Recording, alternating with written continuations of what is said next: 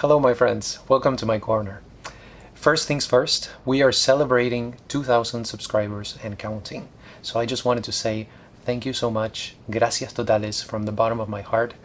I want you to know that I appreciate and I celebrate every single one of you. I am so happy that you are a part of this community and that you have found something here in this channel that speaks to you. That is the most important thing for me. I have some wonderful things planned for Jorge's Corner this year, so we'll see what the future brings, but in the meantime, I just wanted to say thank you so much. This video is going to be about the great Danish classic Lucky Pair by Henrik Pontoppidan. Now, I suspect this is an author that not many people have read, but listen to this. I have read 2 novels by him, if you can believe that. Why? Right? Well, obviously, he was part of my Nobel Prize reading project that I have told you about before. But anyway, not many people have read Henrik Pontoppidan, and as a matter of fact, in English, until relatively recently, there were not many books available by him, and what little was available by him was just out of print. It was in 2010 that the first translation into English appeared of Lucky Pair. Now, in Spanish, we were a little bit more fortunate because we have this great collection by the publisher Aguilar that brings together the Nobel Prize winners. So in this one, for example, the volume for Henrik Pontoppidan, you can find 12 books or 12 works by him because some of them are short stories or novellas. And back in the day when I was reading the Nobel Prize winners, the one that I decided to go with was The Promised Land. I'm going to tell you a little bit more about that novel in a couple of minutes. This novel, by the way, many people have described as his masterpiece, but let's not get ahead of ourselves. Now, considering all of this stuff, you know who was a very big fan of Lucky Pair? Thomas Mann. So I think it's very interesting. We have here a novel that was admired by Thomas Mann, a novel that has been described as probably the great Danish novel, and yet there had not been a translation until 2010. Now there's a film adaptation. It was done in 2018 by the director Bille August, who also directed Pelle the Conqueror. So you can find that on Netflix if you're interested in the story itself. Let me tell you now a little bit, as I usually do, about Henrik Pontoppidan, about the author, okay? He was born in 1857 and he passed away in 1943. Both in Denmark. He was the son of a pastor, and he left home at a very early age to study science and math. By the age of 30, so before the age of 30 actually, he had already experienced marriage and divorce. Now, Jorge, why are you mentioning these details? They are important because there are many autobiographical elements in the novel Lucky Pair. Now, many critics point to 3 threads that you can find in his novels, okay? The 3 types of problems that he likes to treat. Those are religious problems, social problems, and political problems. So he has quite a scope right here. He's trying to cover quite a bit of ground with his novels. It was in 1917 that he was awarded the Nobel Prize in Literature, which he shared with his fellow Danish author Carl Gielgud. But Pontoppidan was awarded the Nobel Prize, quote, for his authentic descriptions of present-day life in Denmark. Now, as I was telling you before, my first experience of the work of Henrik Pontoppidan was The Promised Land, and I'm afraid that it was not a very good reading experience for me, if I'm being completely honest right here. He was one of the last Nobel laureates that I read, and part of the reason for that is just because The Promised Land is a rather lengthy novel.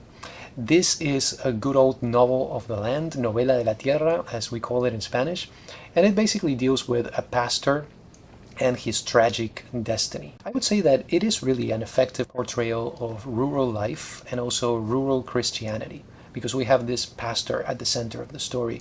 And it also deals with the clash between traditional and more modern ways of practicing Christianity. But the thing is, when I finished reading this novel, The Promised Land, it wasn't quite clear to me what the narrative purpose of the novel was. At moments I thought, okay, this is a social novel, but then something else would happen and it would turn into something else. Maybe it's a novel that deals with religion. I think what I didn't realize were those three threads that I was telling you about before, the religious aspect, the political aspect, and the social aspect. It's just that Pontoppidan is trying to cover a lot of ground, and maybe, I wasn't aware of that, and that's why I didn't have a very good experience of the novel. Maybe it had to do with the translation. I read it in Spanish, so there's quite a distance between Danish and Spanish. So I did not really enjoy The Promised Land, but one thing that I told myself is, Jorge, you should read something else by Pontoppidan someday. Maybe a novella, since you like novellas so much. Pontoppidan was a great author of novellas. So I always had that idea in mind. Unfortunately, of course, we did not have back then an edition of Lucky Pair in English or in Spanish or in French, so I was not able to read it. But Lucky Pair was a much better experience for me, okay? This novel consists of 8 parts, but it was published in 7 installments from the year 1898 to the year 1904. And it is a realist novel about modernity. That's how I would describe it in terms of the mode.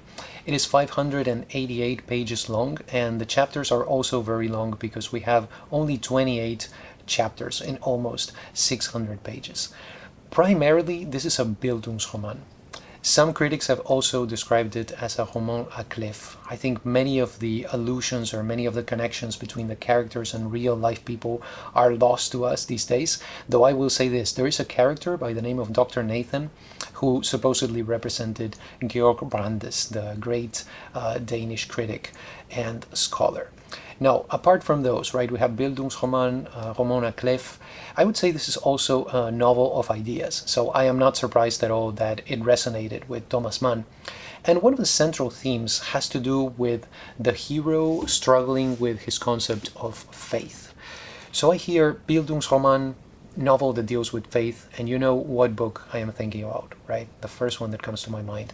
That is, of course, A Portrait of the Artist as a Young Man by James Joyce. It would be really nice to read these two back to back and to draw some conclusions and maybe get the two texts to talk to each other, because there are many, many connections.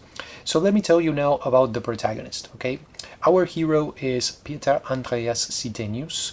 He is the wayward son of a pastor, and he's a little bit like the black sheep of the family.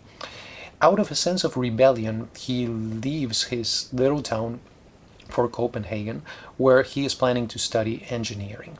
So his main conflict in this novel is the struggle to free himself from his past. And one of the ways in which you can see that is that he actually, when he moves to Copenhagen, he changes his name. He's not Peter Andreas anymore, but he becomes Pair, and that's the lucky pair, of course, of the title. But the point here is that he's trying to forge his own destiny, and the novel also deals with his sentimental education, especially when you consider that when he goes to the capital and he grows, right, he becomes a young man, he meets 2 sisters, 2 Jewish girls, Nanny and Jacobe, and then later on he meets Inga, the daughter of a pastor. So his connections with these women are very important in his development as a human being, and once again his sentimental education. So looking at some themes right here, the first one, the one that stood out to me, was the notion of individualism. Remember Ibsen's idea that strong character and loneliness are 2 things that go together. I think that really would have been a really good epigraph for this novel, because Per just doesn't fit in. He compares himself at one point with a troll from a folktale. It's a troll that was living in a cave or a very dark place, and he wanted to come out of that place into the real world where people were, right? But the problem was that the moment that he tried to come out of his cave, the light would bother him, and eventually he would have to go back to that cave because he couldn't stand the light. So part of what we have here in this novel is the concept of the difficulties of being oneself. Directly related to that, or very closely related to the concept of individualism, is the notion of pride, which is also something that Lucky Pair explores. This, I think, is really Lucky Pair's tragic flaw, okay? He feels the need to prove himself, and his motto in life is "I will." Okay, I will with an exclamation mark. By the way, you can find a lot of Nietzschean ideas in this novel. One example of that would be at the personal or the individual level, where you can see this concept maybe of the will to power and all that. But in any case, Per is not perfect. Okay, as a matter of fact, you may actually have trouble siding with him, especially when it comes to his relationships with women and his motives behind pursuing those relationships, also his motives when it comes to all of the things that he does. He is a very complex and even problematic character. But I think pride is really his tragic flaw, and if I want to be a little bit more specific, I would say that maybe it's over ambition. These are two related things, right? Pride and over ambition. As I read the novel, I pictured him as a kind of an Icarus figure, somebody whose ambition ends up destroying him or leading him to a very difficult place to get out of. Another thing that many critics have pointed out about Lucky Per, the novel, is that it really offers us a very heartbreaking portrayal of anti-Semitism. Pontoppidan portrays a society in which, unfortunately, anti-Semitism is the norm. It is just generalized. And I think, of course, in this case, we do not have to mistake the characters and the society that is being described with the author himself. Pontoppidan is just one of those authors who seem to write with a scalpel. Okay, he was just very critical of Danish society, very critical of Christianity. But I think his portrayal of a Jewish family, the Salomons, in this novel, is really surprising and just not simplistic. It's very well done in a way that shows true empathy. So that is another thing that I believe is a feature of this novel that we should emphasize. And then regarding Christianity, there are also echoes of Nietzsche when it comes to the scathing criticism of Christianity. One of the arguments, for example, that you find in the novel, and this is presented by Jacobi, is this idea that Christianity favors the afterlife to the detriment of life on earth, right? That maybe by focusing so much on the world to come, we are not caring enough about the world that we have right here. Now, I think this is more a criticism of Puritanism than of Christianity itself. And personally, I don't think that Puritanism is truly Christian. Of course, that's another story. Let me emphasize again those three threads that we were talking about before. We have religious issues, social issues, and political issues at the center of this novel. And I think much of the beauty of Lucky Per is precisely the fact that we hear the characters debating on these issues. Per is really finding himself in a kind of a world of ideas, trying to navigate all of these ideas and decide which of those ideas he is going to subscribe to. So this is a protagonist who truly develops as he encounters ideas from other people. And I think the area in which you can see this most clearly in this novel is probably religion. To give you an example of that, when Per is growing up, the figure of the pastor is his father. Right? So that is the conception of what a pastor should be for him. But then, especially towards the end of the novel, he encounters two other pastors, Pastor Blomberg and Pastor Fjaltring, and he realizes that there are other ways of being a pastor too. So at that point, he starts to think a little bit more, once again, about his faith, maybe trying to develop his own personal version or his own personal faith. And that is also part of the novel, especially, as I said before, towards the end of the text. So let me give you my impressions now on Lucky Per. I would not say that I agree precisely with the worldview that the novel conveys. This is not a happy story. And by the way, now that I mentioned happiness, there's something interesting going on with the title. Lucky Per, the original title in Danish, can be translated, of course, as Lucky Per, like in literally lucky, but it can also mean happy Per. And the film version, the English title, when it was translated as A Fortunate Man. Now, whether that is ironic or not is ultimately up to you. But I think in the novel itself, it is quite clear in what sense that lucky or fortunate or happy is meant. But at the same time, even though I'm saying all of these things, I think this is a very well written novel. It is a story that flows wonderfully, and the characters are just human. Okay, you could say maybe human, all too human, but the point here is that these are characters that seem to be taken from real life. The protagonist himself is an example of that also, and he is complex. I would say that he's complex to the point that we may dislike him as we read the novel. But then, isn't that the way it goes with real people also? I think it's not a matter of whether we like the character or not, but whether the character is well constructed, well built, true to life, and whether we can understand him.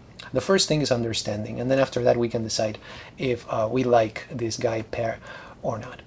So, bottom line, Lucky Per is really a great European realist novel. It works as a portrait of a man, and it also works as a portrait of a society very well. And I think you can find the best of both worlds right here. It's local enough to interest you if you're thinking, okay, I would like to find out what Danish society was like at the turn of the century.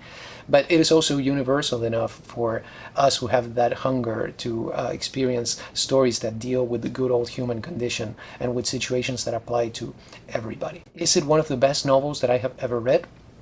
Not really. Do I consider it to be essential reading, absolutely indispensable reading?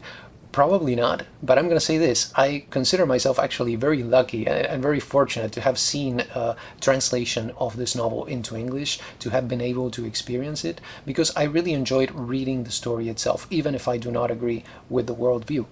Plus, I always wanted to read something else by Pontoppidan after I had that not very good experience with The Promised Land. So after reading Lucky Per, what I'm going to say is I do want to read more by him anyway. Okay, I want to try some of the novellas. For example, in that volume by Aguilar, I have one that is titled The Polar Bear. So that is a novella that some people consider to be very good by him also. So that might be the one that I would read next.